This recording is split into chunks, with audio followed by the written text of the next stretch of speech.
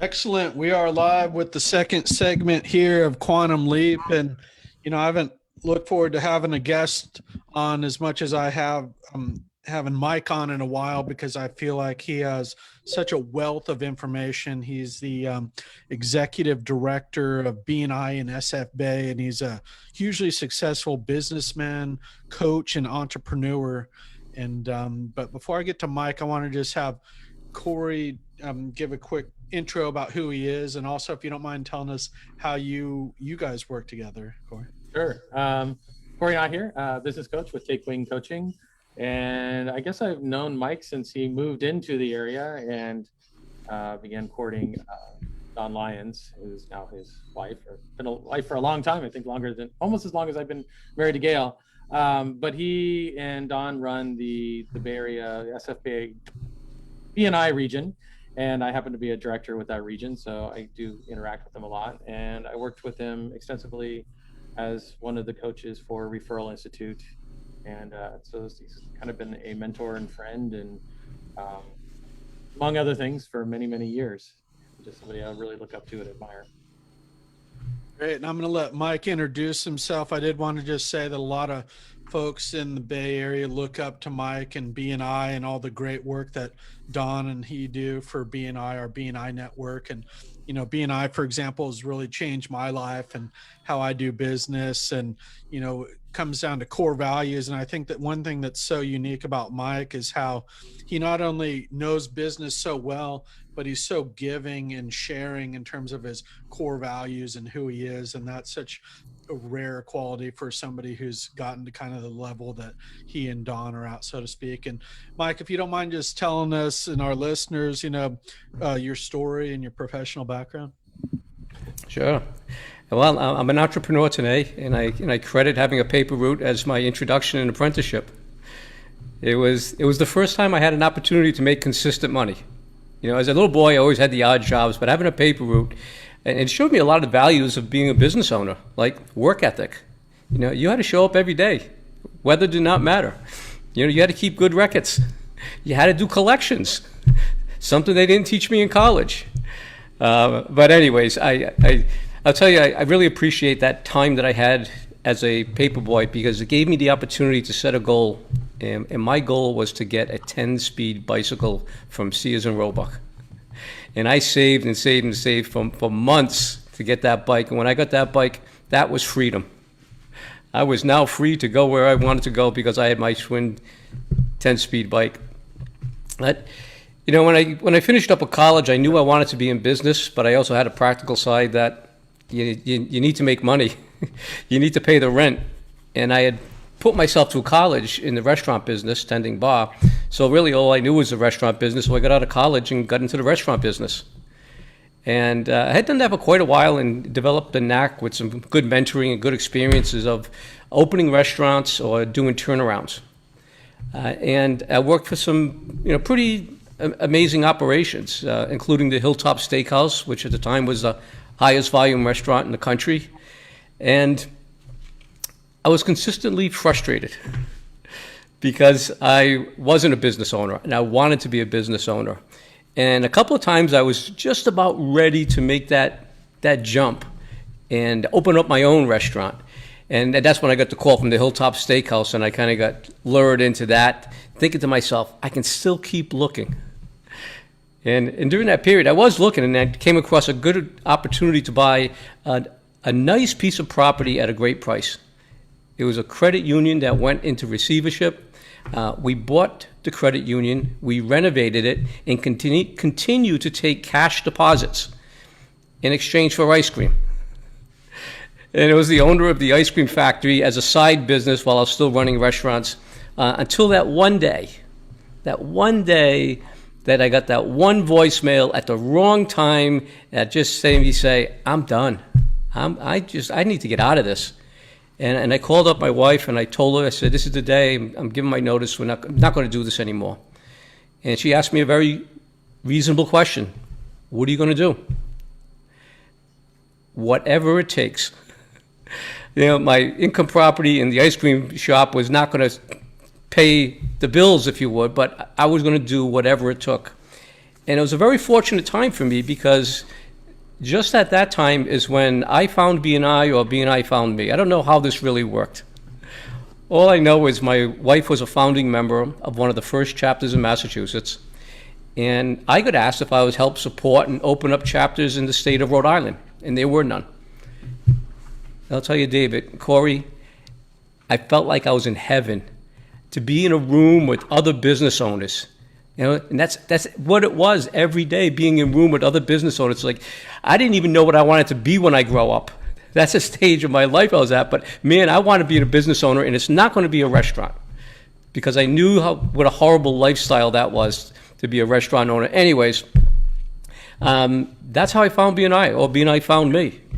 And it wasn't long after that, inside of BNI, particularly with the founder, Dr. Ivan Misner, he started sharing really high-level training. I mean, I'm talking master level on creating referral marketing plans. At the time, the program was called Certified Networker.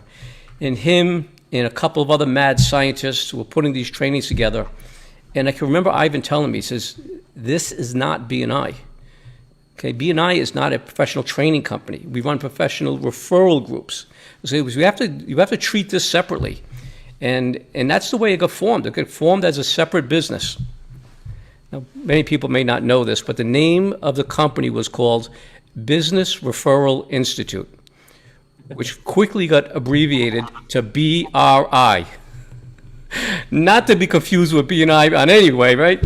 So that was a horrible name, so we did have to change the name to just simply Referral Institute.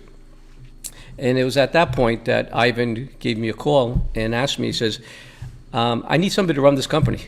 Would you like to be a partner and be the managing partner? And I'm like, now I'm feeling like a business owner. I'm in. And I will tell you, we ended up using a franchise model to build the company. I knew next to nothing about franchising.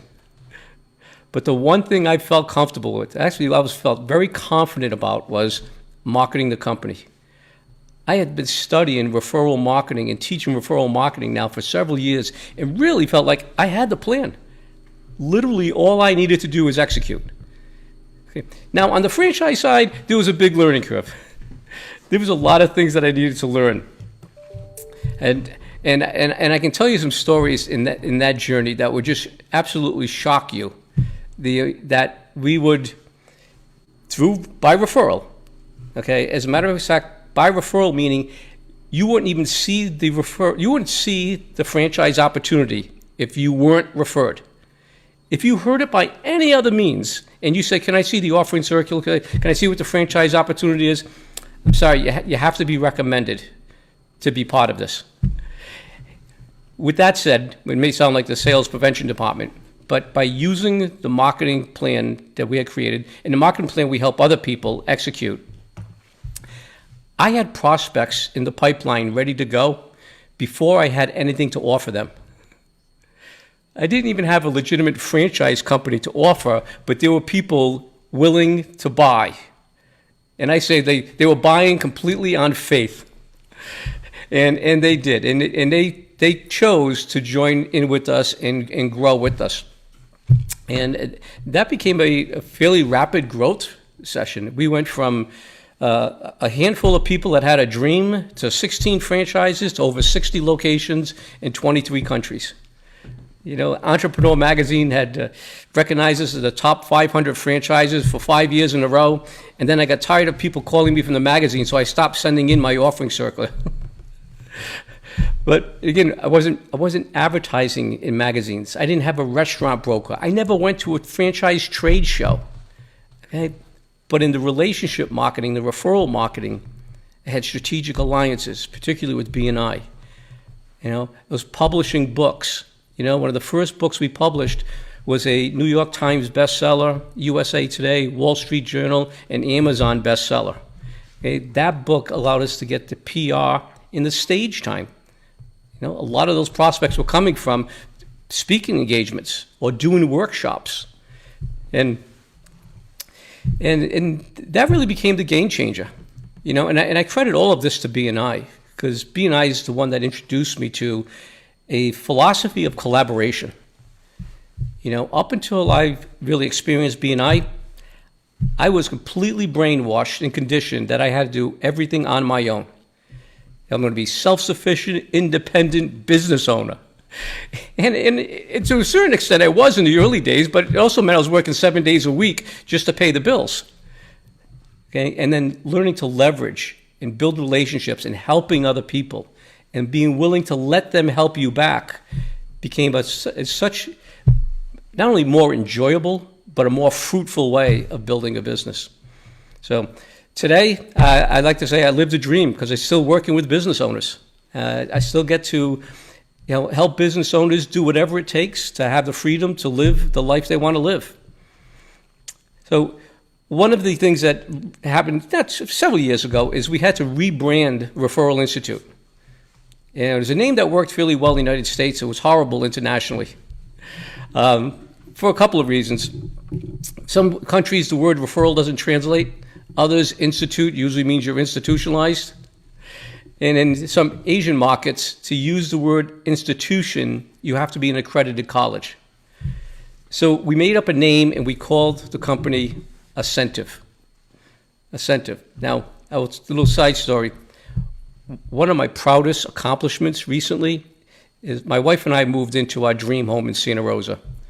And I had the road leading up to my home, it's on the side of a mountain, named after Asentiv.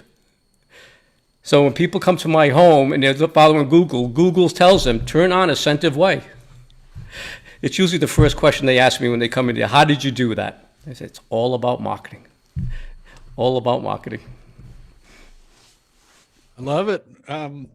Have you been on the Lifestyles of the Rich and Famous with that? If you do want a street named after your company, talk to Mike. So I think you said so many things there that just resonated with me. And, walking into BNI and it being heaven, I think that describes how I felt over a number of months in this philosophy of collaboration with BNI, of it's not a training organization, but we learn so much from other entrepreneurs, and that's just hugely invaluable, the synergy there. I did want to, some folks may not know that much about BNI. Maybe they don't even know what BNI is. If you don't mind just telling us, what BNI is and why it's particularly relevant during COVID-19. Sure. So BNI stands for Business Network International. And Business Network International runs professional referral groups. Started in Southern California by the founder, Dr. Ivan Misner, and then began to expand throughout the country and around the world. Now I think they're in 76 countries. It's a very large organization.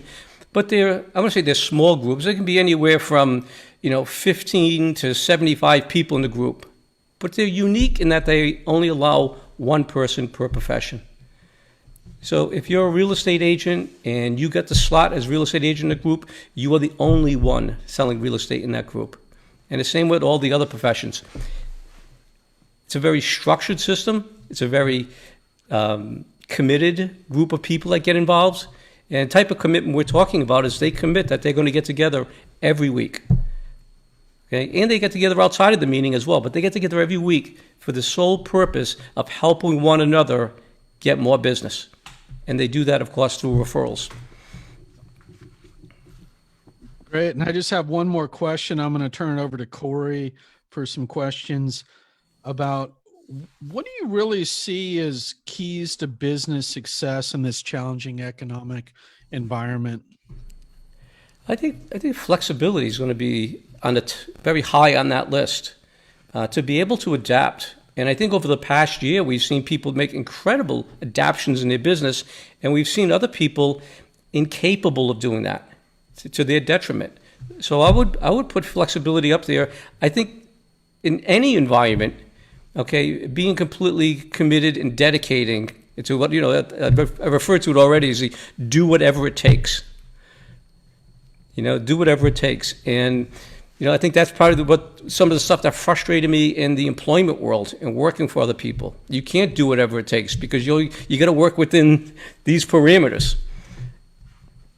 Yeah, your approach and your attitude really resonates with me. And I talked to one of our fellow directors. He says, Mike's a good guy, but Mike's tough because Mike is no BS. You really zone in on certain things, and you're a very kind guy, but I think that's what it takes to be successful in business. I really appreciate some of the lessons that you teach us as I'm a newly minted support director. So you'll kind of just tell us how things are, not kind of how we would like them to be, so to speak, but how to succeed. So I really appreciate that attitude, and I know other people see that in you as well. And I'm going to turn it over to Cory for any comments in the next part of the interview. Oh, you're muted, Cory. Yeah, I got it. Thank you, Mike, for being here. I haven't had a chance to say I fit in a lot of words there, but yeah, no, this just kind of echoing what David said. I think BNI was, well, I don't know, when I first joined in, this was back in the dark ages and 2002, and being an introverted, somewhat shy programmer, it wasn't, I wouldn't say it was heaven for me, but what I encountered were a lot of really amazing people.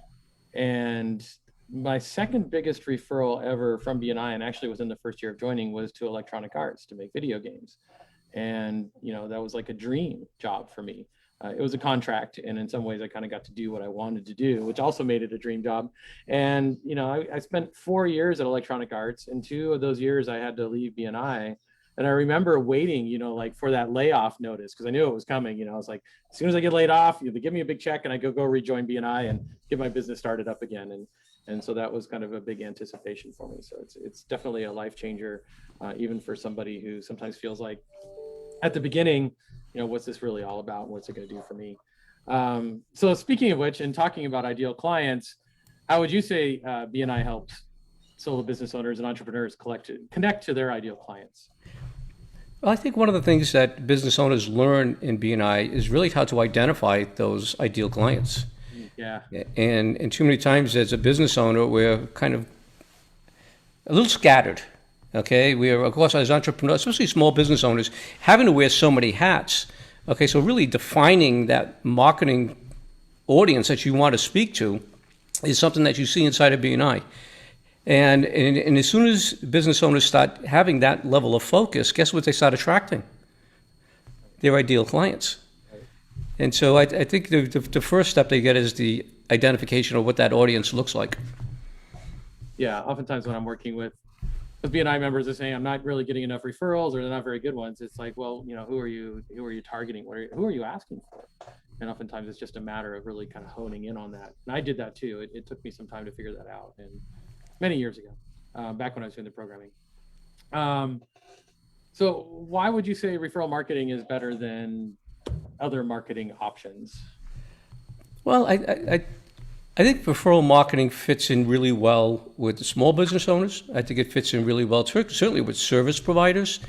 And I don't diss any type of marketing. I think all marketing works. But I think sometimes the challenge you have with a small business owner is time and money. Right? Not having the budget to go out there and compete with all the noise out there. And there's never been more noise out there in terms of marketing. And so that becomes a challenge for most small business owners. And then the time component. If you're going out there and you're trying to drum up all your own business, okay, you run out of time fairly quickly. Referral marketing means building a team. It means collaborating with other people that they're helping you with referrals and you're helping them. And that becomes the multiplier. When I was using the plan for the franchise model, okay, I knew every day I would never be able to accomplish what I'm doing today if I was marketing traditionally, no matter how much money I had. Because I'd have to sift through so much sand to find that one nugget. It would just be completely overwhelming, as opposed to having people that are, to some extent, somewhat qualified, okay, to look at the business opportunity. And people that were interested in what we had to offer, and I think that's what you can get out of a robust, fully activated referral system. Yeah.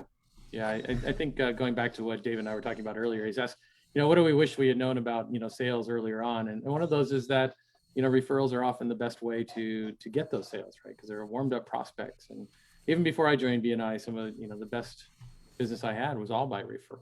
I just never thought of it that way. And, so then when you get into this environment where that's all you're talking about, you can see how powerful it is. And so I know you know a lot about business, and I've learned so much from you. What would you say that you've learned as part of this COVID-19 environment? What is the new, what has amazed you, surprised you, or confirmed for you about business? Well, I've certainly learned a lot more about Zoom. But even that, is like that's the way that the organization adapted, did a very nice job with it, and is still producing literally more money now than we ever did before for the members in terms of revenue generated. I think one of the things that kind of surprised me in that process is I learned that it could be done so well. I would have immediately thought, hey, that's our compromise. That's what we need to do. And then as it got going and as people started to really adapt to this new way of communicating and being on Zoom, all of a sudden it's like, yeah, it really can be still a powerful way to communicate. Don't get me wrong. I'm looking forward to more of the face-to-face and shake your hand and give you a hug, but you can't adapt. I would say that's probably one of the biggest ones. I would have also anticipated, considering the scope of the pandemic we were going through, more businesses being devastated. And I thought for sure, it's like, man, we're gonna see. And I'm in my mind going into it, I'm like, how do we adapt to 35% of those businesses not being around anymore? Right. That's what. And I'll tell you right now what our strategy was. A lot of companies, when they say we're going to lose market share, we're going to lose volume. Okay, we're going to cut expenses. We're going to lay people off. And Dawn and I did just the opposite. They said there is going to be more of a need than ever. There are going to be people that need help more than ever. We need to invest more money, more time, and bring more people on. And and again, that's really a long-term strategy as opposed to the short-term. How am I going to make payroll this month? It's more of like, what's next year and the year after that going to look like? It's only going to look great if you put the people and processes in place now. And so again, I've kind of had to do that in different economic downturns. Okay, so I kind of saw that. I was just going into it expecting a much bigger downturn than we've had to our other, recessions. Right. I definitely have seen some changes out there, but I've been surprised at who's managed to make it through and who's decided to, and some people just said it was time to make a change. And I've seen people start new businesses. They've closed the old one and started something new, which I think is always a good sign for entrepreneurialism. So. Yeah, and I don't think this is much of a surprise. I think what also happens in the last year or so is, say for example, inside of BNI, I think more people in BNI start to see the value of their network beyond the referrals. Right. Yes, we're there for referrals. Yes, we're bringing referrals and we're getting referrals, but the support that you get, the information that you get. I remember just about every meeting I went to, there was a banker describing, the PPP process. Right. There was people describing what's going on. There was people supporting each other, emotionally and in their business. And again, that's not surprising, but I think that's an important part, okay, of developing your network. And I'm not just talking BNI. Oh no. Your network in other organizations, your network within your family, but really having that strong relationship. It gets you through the difficult times. I call it the insurance plan. Right. Yeah, I've noticed that it's been interesting to see that some of the traditional business support organizations have kind of dried up over the last year. I see very little going on with the chambers in any region that I go to, except maybe unless it's city type stuff. But where I've seen the surprising growth is in a lot of the little networks that, evolved over the years. For instance, the Institute for Management Consultants, they would have breakfast meetings and typically you get 4 or 5 people who show up. Now they're getting 30 or 40 people who show up. And of course now people can visit state to state and anywhere they want to go. And that's one thing I've seen is more networking online, and it's surprisingly robust for those who have managed to, keep up with their effort. Yeah, and it's a vacuum that I think there's a necessity to fill that void, and that necessity is to be connected to people. Yeah. You know, we have restrictions that restrict us from being connected in a lot of ways we used to not have to worry about, whether it's professional development opportunities for BNI members. Not just professional development on doing BNI, but professional development on how to have a more successful business, how to be a more successful business owner. And I think they've accurately identified that there's a need there. And I think with a network with over 270,000 members and all the directors, they have the resources to provide that. Okay, so I see that as being a great opportunity for people not only to develop their business by referral, but to develop their business with knowledge. Do you think they'll spin off to BDI, Business Development Institute? That's a good acronym. We are now into the bonus part of the interview, and I had a couple question that I wanted to ask Mike about. I think something that I see is so unique about doing business within BNI, and that's really the core values that people have in BNI, and that being so unique compared to out there in the wild, so to speak, where there maybe aren't the kind of close is cherished core values, let's say. Mike, could you just tell us about what the core values are in BNI and why they're significant and Sure. how that impacts business? I think on the top of the core values is givers gain. Givers gain, and to openly give to others without really even an expectation in return. When I first joined BNI and I heard givers gain, I thought it was a great tagline. I mean, but self-sufficient, independent, I really didn't understand that when a group really pulls together and embraces that as a culture, it's a game changer. It's a complete game changer when they create that as a culture, because they're consistently looking for ways that they can help one another. And sometimes it has to do with referrals and sometimes not. So I see that as a key one. Next would be accountability. That we hold each other accountable. I said I was going to do something. Okay, I have to hold myself accountable, but I also expect the group to hold me accountable to what we're doing. Lifelong learning, and I think this goes to the comment we were just talking about. And the next phase of BNI is to be that business development arm that can support the members.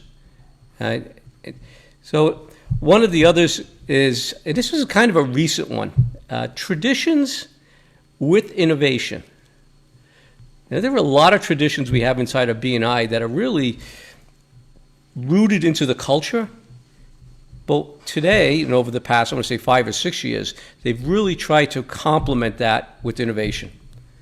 And I guess innovation being all of the different ways that we can, use technology to support a relationship marketing system. Those are the ones that I would say for me are probably at the top of the list in terms of core values that the organization has, and the chapters operate within those core values.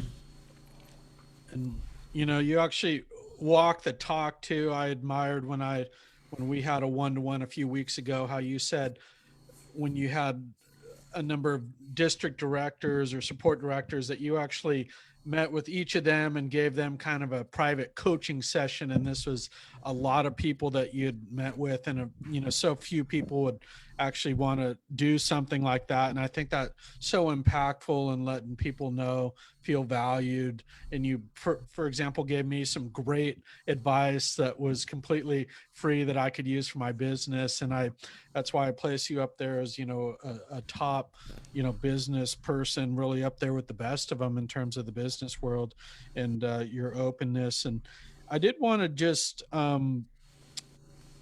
ask about this philosophy of collaboration. I think, I was just watching this Steve Jobs video that he was saying the structure of Apple is what made it so powerful, how you have this kind of flattened approach to where all the department heads, they meet every week with him and they share information. They're in this big company. And I think I see why the structure of BNI is so important about how we all collaborate and the benefits that that provides in so many different ways.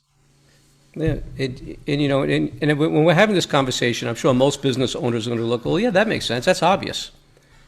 Right? But then go back and like, where did they show you how to do that?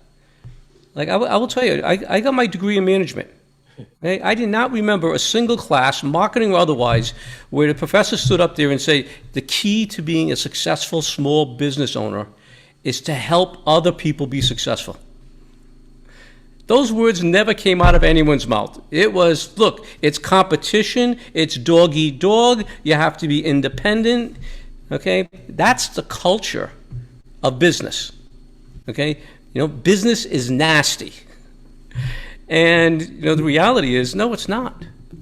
No, there are great people in business. There are people that are willing to help you, and people, when you're helping them, are going to feel compelled to want to help you, okay? And that's the collaboration part. Putting the components together to actually do that in a structured way, that's the easy part. Okay, the culture, okay, is the part that takes the building, the creating, the nurturing, the holding the space within that culture. Okay, and then the things we do within that culture, that's the easy stuff. That's strategy. Great. And I have one question here that I think that you're so good at, and Cory's also helped me with this too, so I'm interested to get Cory's thoughts.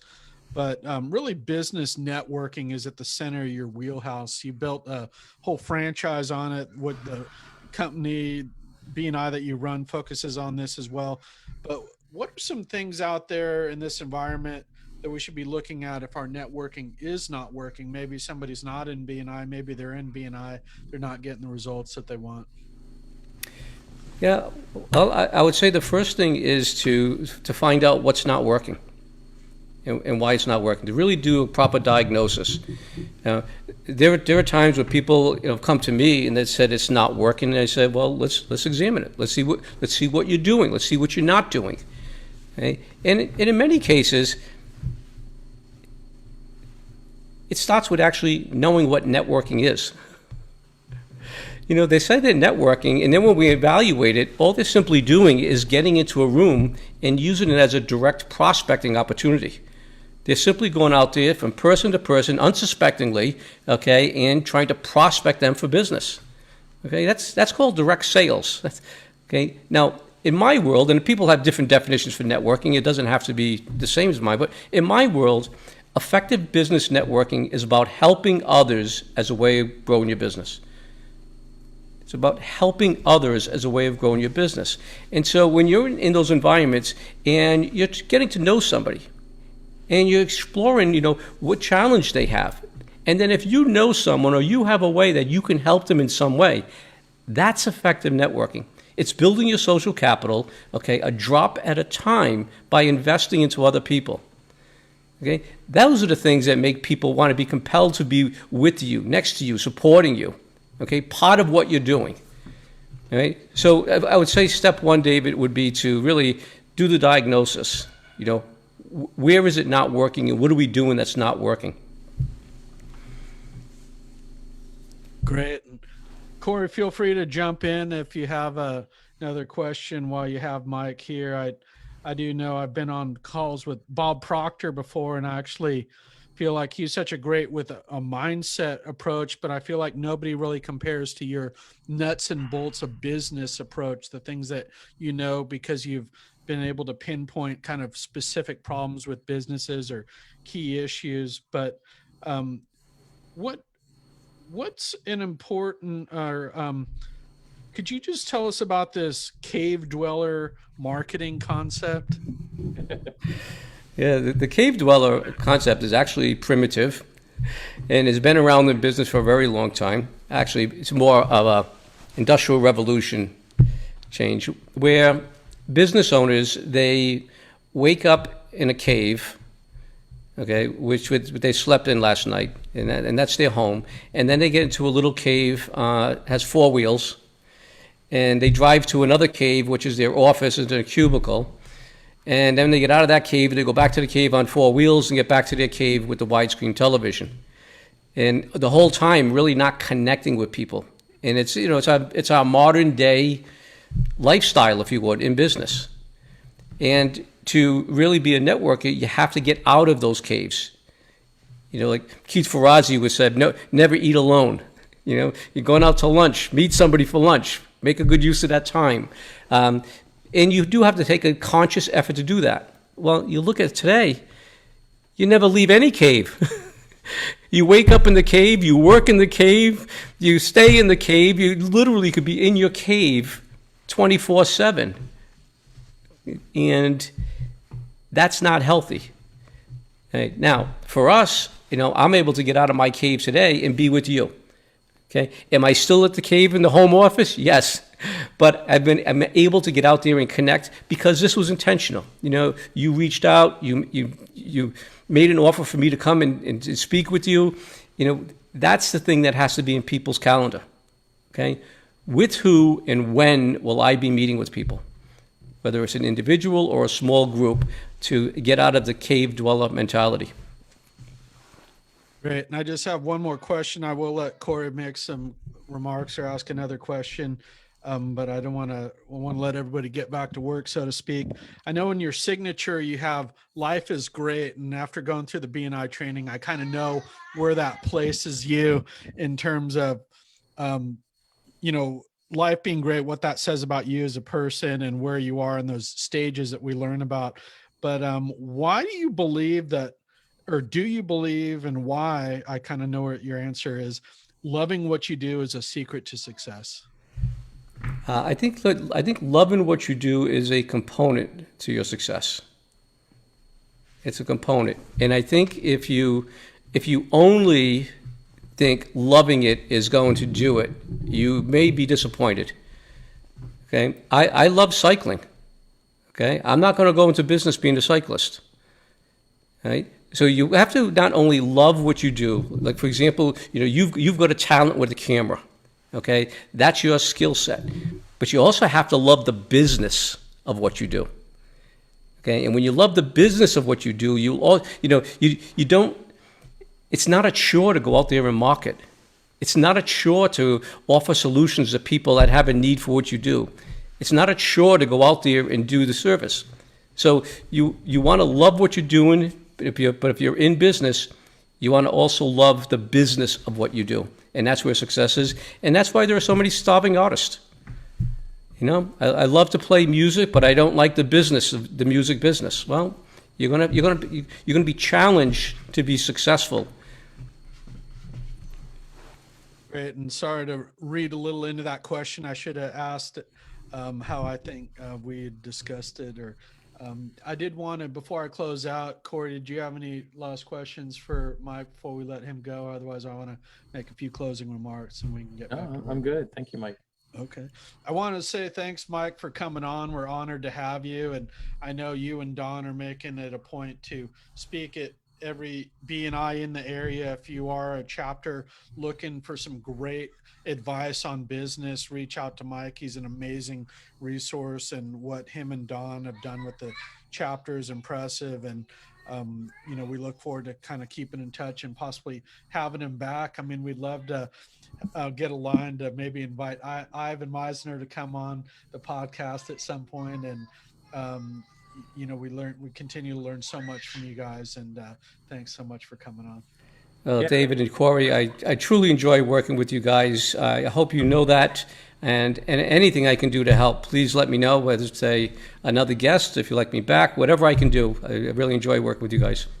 Yeah, and let me just add that if anybody out there would like to see Mike speak, just see David or I or Mike, but you know how to reach out to David through the Facebook page, and we will get you a schedule where he'll be presenting at different BNI chapters, because it's always great material for your business. Whether or not the network's right for you, the information will be fantastic for you. Yeah, and if you do want to check out BNI, you're here, well, what is this BNI stuff? Reach out to us as well and come to a BNI meeting. They're all over the place. So we'll leave it there for today. And Dave and Cory and Mike signing off for Quantum Leap. And we do look forward to having Don Lyons on, I believe, next week. So to talk to Mike's partner, who's another hugely influential figure in BNI and also a great business mentor as well. Thank you.